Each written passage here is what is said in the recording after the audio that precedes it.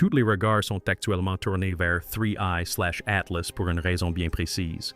En l'espace de 48 heures, les télescopes du monde entier se sont mobilisés pour observer un troisième visiteur interstellaire, suite à une augmentation soudaine de sa luminosité de 1,4 magnitude, détectée par des astronomes amateurs et que les professionnels n'ont pas pu expliquer. Les orbiteurs martiens ont consommé un carburant précieux pour des manœuvres imprévues. Les antennes du réseau de communication avec l'espace lointain ont interrompu leur mission régulière. L'Union astronomique internationale a convoqué une session d'urgence au moment même où les scientifiques cessaient brusquement toute activité en ligne. Jamais auparavant autant d'anomalies indépendantes n'avaient convergé aussi rapidement vers un seul objet. S'agit-il d'une simple coïncidence cosmique, d'une erreur technique ou de la preuve d'un phénomène inattendu? Scénario hypothétique.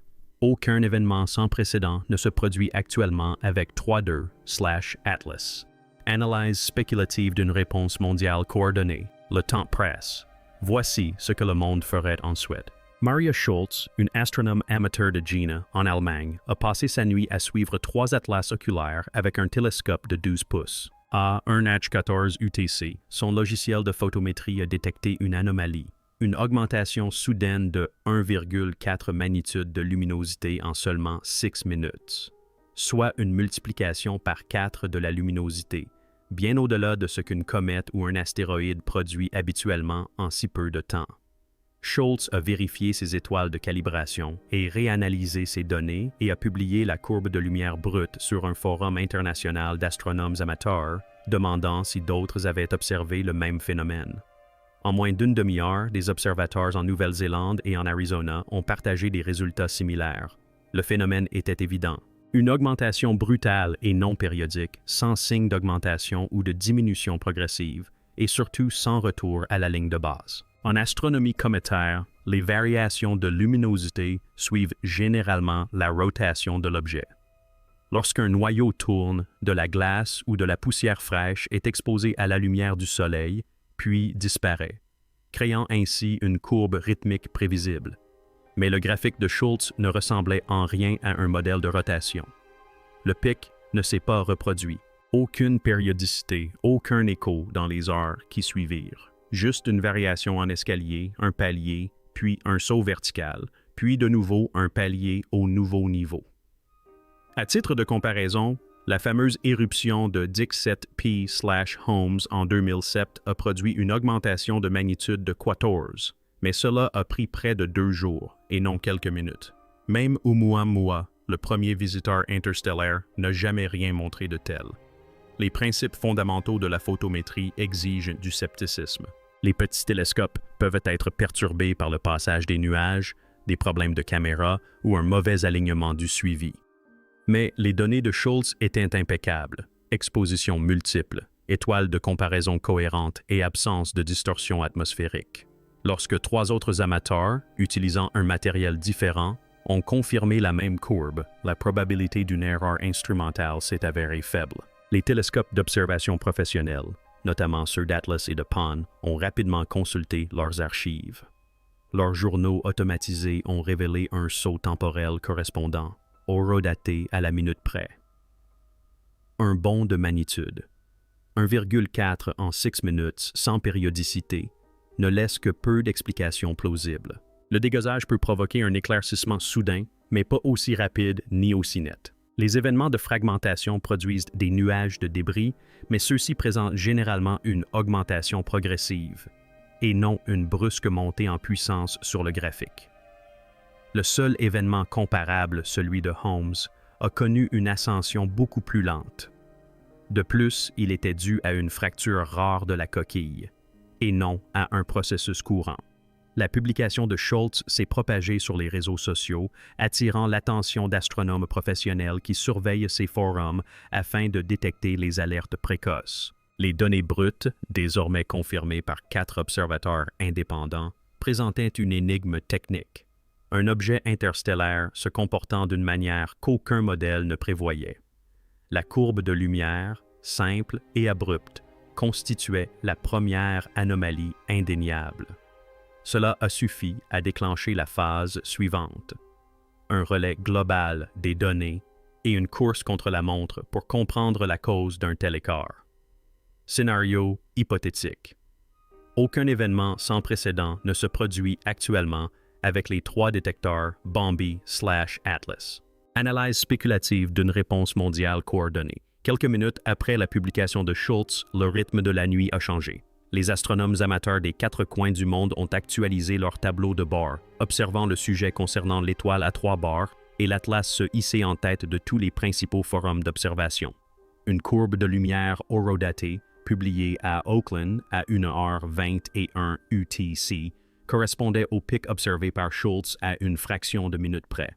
À Tucson, un groupe diffusant en direct des données photométriques a vu son chat exploser lorsque les spectateurs ont remarqué le même saut vertical en temps réel. Des captures d'écran de l'anomalie ont inondé les serveurs Discord et les groupes Telegram, chacune contenant de nouvelles coordonnées et des journaux d'exposition. L'information n'est pas restée longtemps confinée à la communauté amateur. À 2h UTC, Skywatch Collective, le plus important agrégateur de données de sciences participatives, affichait une alerte clignotante sur sa page d'accueil. Une augmentation non périodique de magnitude. 1,4 dans la catégorie 3.2/Atlas a été confirmé sur 4 continents. Le tableau de bord partagé s'est illuminé de coches vertes à mesure que de nouveaux observateurs téléchargeaient les fichiers FITS bruts et les graphiques non filtrés. Les statistiques du site ont révélé une multiplication par 10 du trafic, avec un pic de plus de 120 visiteurs simultanés, pulvérisant ainsi le précédent record établi lors de la pluie de météores de 2024. Les hashtags #AtlasAnomaly et #InterstellarSpike ont fait le buzz sur X et Mastodon, attirant non seulement les astronomes, mais aussi les journalistes scientifiques et les analystes de données. Les diffusions en direct, initialement consacrées aux observations du ciel, se sont concentrées sur la couverture de l'événement en cours. Certains sont restés connectés pendant des heures, au fur et à mesure que de nouvelles données étaient reçues. Les temps d'attente pour les réseaux de télescopes robotisés comme LASCOM et iTelescope sont passés de quelques minutes à plusieurs heures, les utilisateurs se précipitant pour réserver des créneaux horaires sur 3.2/Atlas. Chaque nouvelle confirmation renforçait les hypothèses. Un observateur hongrois a mis en ligne une vidéo synchronisée superposant les courbes de lumière de Schultz et la sienne, leurs pics s'alignant avec une précision étonnante. À São Paulo, une équipe d'étudiants a publié un jeu de données pré-traité, accompagné de notes d'étalonnage, invitant chacun à vérifier la présence d'artefacts. La nature participative de la réponse a permis de détecter rapidement les erreurs, mais aucune n'a été constatée. L'anomalie a résisté à tous les tests. Au lever du soleil en Europe, une mosaïque de confirmations indépendantes s'étendait des jardins d'amateurs aux observatoires universitaires. Chaque ensemble de données, indépendamment de l'équipement ou de l'hémisphère, présentait un point commun, une augmentation brutale et persistante de la luminosité.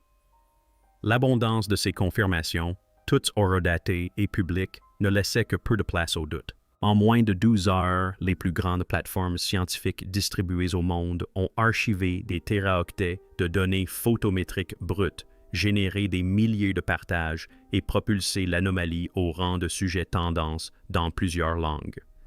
Il ne s'agissait pas d'un simple incident isolé, mais d'un véritable relais mondial, chaque nœud du réseau amplifiant l'urgence. Le flux massif de données et leur propagation sur les réseaux sociaux ont rendu impossible pour les astronomes professionnels de l'ignorer. Cette campagne citoyenne, portée par la rapidité et la transparence, a ouvert la voie à l'étape suivante, une action institutionnelle à l'échelle mondiale. Scénario hypothétique. Aucun événement sans précédent ne se produit actuellement avec 3i/Atlas. Analyse prospective d'une réponse mondiale coordonnée. Au Centre d'opérations spatiales lointaines du Jet Propulsion Laboratory, le travail de nuit se déroule généralement comme sur des roulettes. Les antennes du réseau spatial mondial, Californie, Madrid, Canberra, suivent un cycle établi des mois à l'avance, chaque minute étant allouée aux rovers martiens, à voyageurs et aux sondes planétaires. Cette nuit, tout a basculé. À 30h07. UTC, une alerte urgente est reçue sur le canal de planification du réseau de communication avec l'espace lointain. Demande de suivi radar immédiat de 3.2/Atlas. justifié par une anomalie de luminosité non périodique vérifiée. Le message est signalé comme une urgence. La situation est convoquée en moins de 5 minutes par le responsable des opérations. Les responsables de mission, les planificateurs et les représentants du siège de la NASA y participent. Les enjeux sont clairement définis. Il s'agit de réaffecter le temps d'antenne aux signaux radar du satellite 32/Atlas. Au moins 22 heures de données télémétriques des rovers martiens seront perdues. Les données de Perseverance, Curiosity et de la sonde Maven Orbiter s'accumuleront dans la mémoire embarquée, risquant de la saturer. La dernière fois qu'un objectif scientifique a provoqué une telle situation, il s'agissait du survol d'un astéroïde présentant un risque d'impact. Le temps presse dans la salle de réunion. Chaque responsable de mission défend son point de vue. L'équipe des opérations martiennes a averti que rater une fenêtre de transmission pourrait entraîner la perte définitive de données atmosphériques ou d'images de la surface. L'équipe de Voyager rappelle que la sonde, vieille de 46 ans, ne peut pas stocker les données indéfiniment, mais les responsables scientifiques de 3 autres missions I/Atlas pointent du doigt l'anomalie, une augmentation de luminosité d'un facteur 4 confirmée indépendamment et sans explication naturelle. La fenêtre d'observation radar se referme rapidement. À 3h24 UTC, un vote est organisé.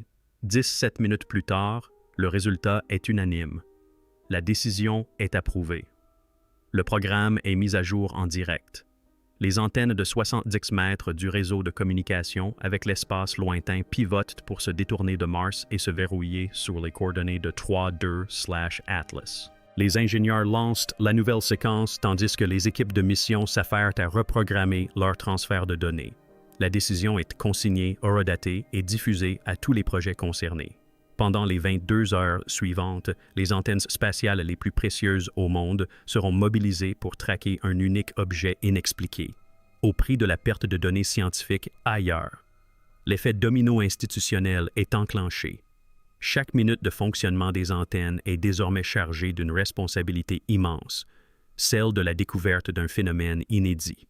Scénario hypothétique. Aucun événement sans précédent ne se produit actuellement avec 32/Atlas. Analyse prospective d'une réponse mondiale coordonnée. L'équipe d'exploitation de Mars Orbiter est confrontée à une décision irrévocable.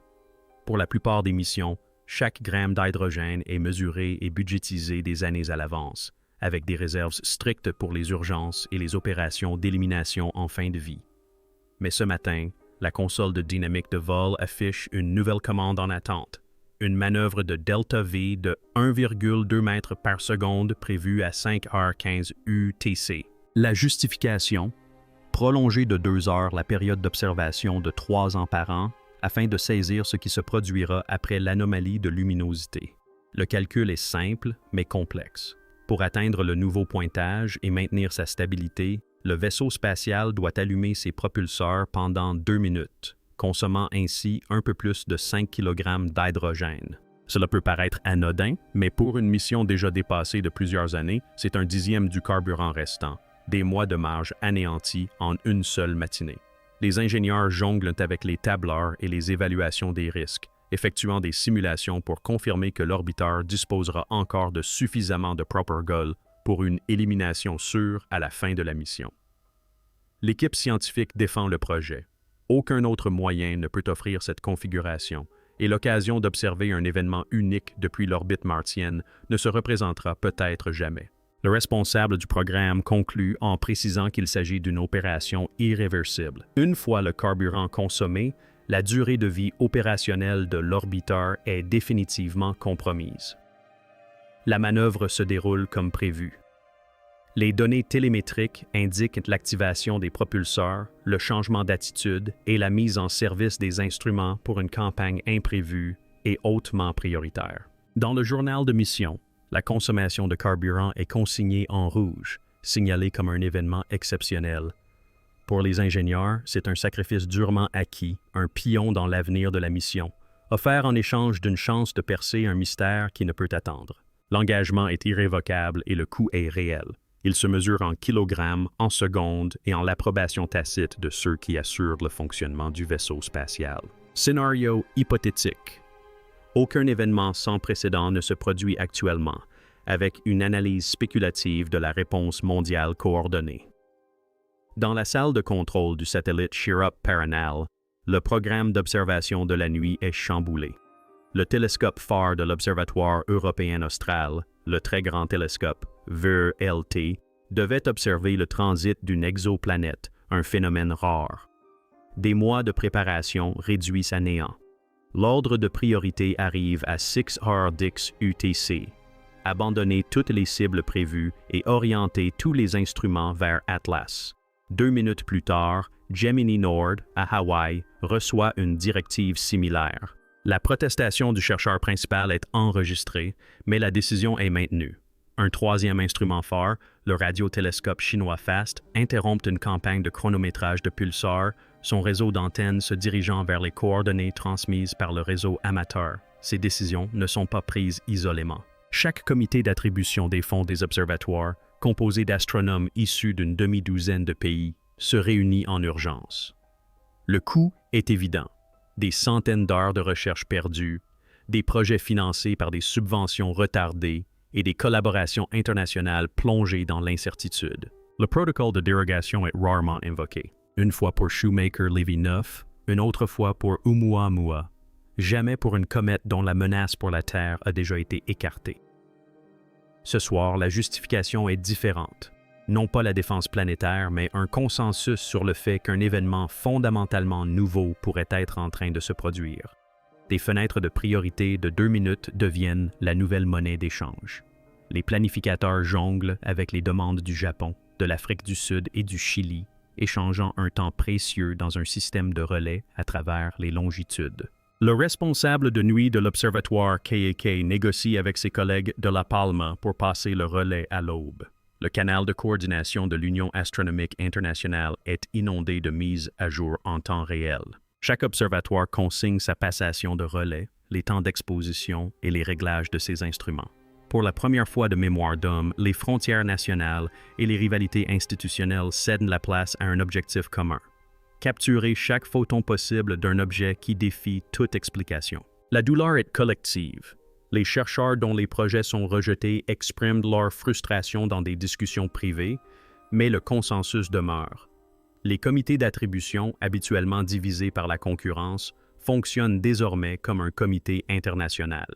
Chaque heure perdue est un sacrifice délibéré, consigné dans les registres officiels, preuve que les plus grands centres de recherche mondiaux ont mis de côté leurs propres ambitions pour percer un mystère qui concerne toute la science. Scénario hypothétique.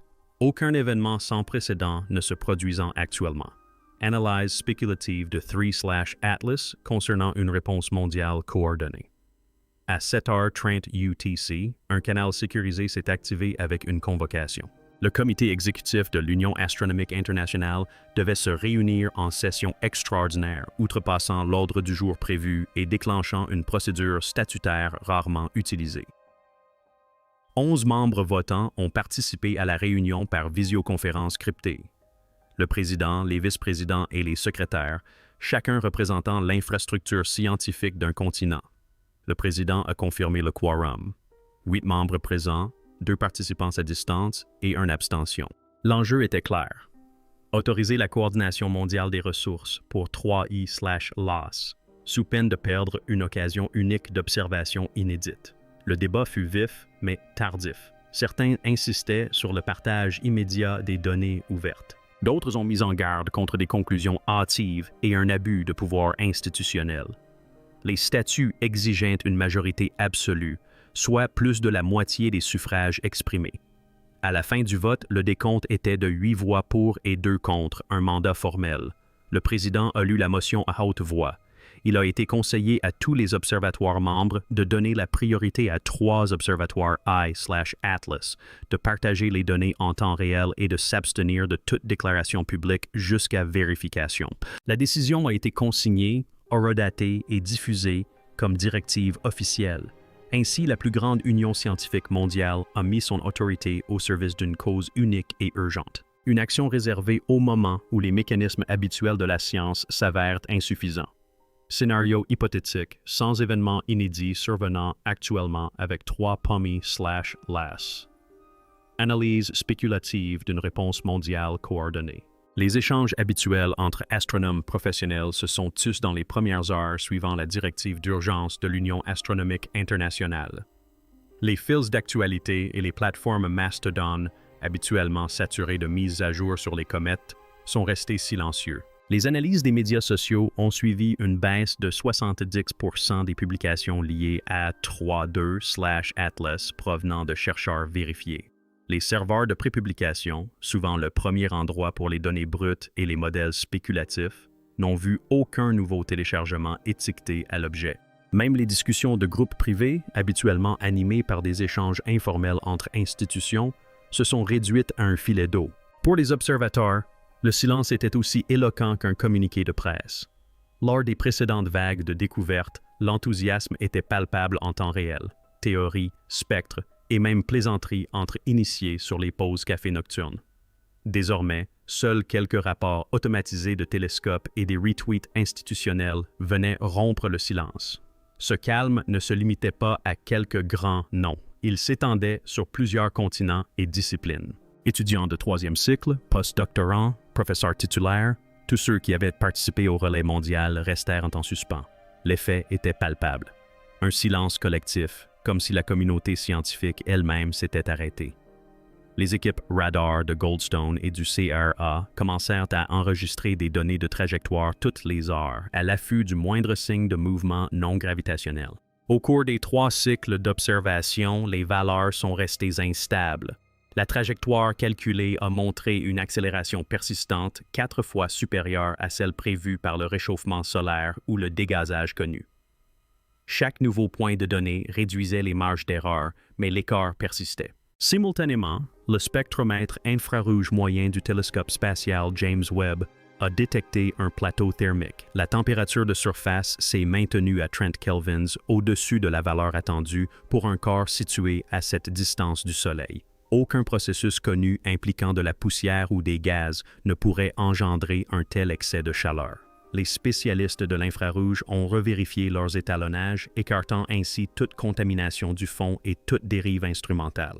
Parallèlement, les équipes de surveillance gamma des télescopes Fermi et Swift ont détecté une émission de photons de haute énergie provenant des coordonnées de l'Atlas 3E. Le signal était faible, mais statistiquement significatif. Aucun autre objet du système solaire n'avait jamais déclenché de balayage gamma ciblé par plusieurs télescopes spatiaux. Prise individuellement, chaque anomalie aurait pu être considérée comme un simple dysfonctionnement ou un événement rare.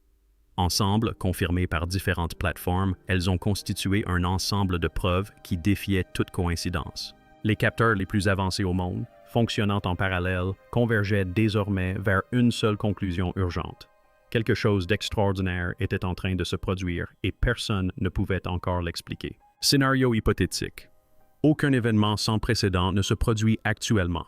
Analyse spéculative de 3 atlas d'une réponse mondiale coordonnée. En seulement 48 heures, les observatoires du monde entier ont hypothétiquement redirigé leurs ressources vers 3.2/Atlas, ce qui a entraîné une baisse de 70% des communications publiques des astronomes professionnels et un vote d'urgence de 8 contre 2 de l'Union astronomique internationale.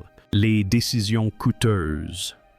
22 heures de communication avec le réseau spatial annulé, 5 kg de carburant consommé par l'orbiteur martien, 3 observatoires phares délocalisés, soulignent la gravité des anomalies simultanées et confirmées indépendamment. Une augmentation de luminosité de 1,4 magnitude, des écarts de trajectoire et un excès thermique de 30 kelvins. Pourtant, malgré la convergence des données, la cause sous-jacente est restée indéterminée et une grande partie de l'analyse est demeurée confidentielle. Historiquement, de telles réactions rapides et coordonnées observées lors d'événements comme les impacts de Shoemaker-Levy 9 et de Oumuamua ont marqué des moments où la compréhension scientifique était à l'aube d'une révolution. Ce scénario montre que lorsque plusieurs systèmes réagissent de concert, un phénomène important est en train de se produire, même si les réponses définitives ne sont pas encore publiques. Scénario hypothétique. Aucun événement sans précédent ne se produisant actuellement avec 3i/Atlas. Analyse spéculative d'une réponse mondiale coordonnée.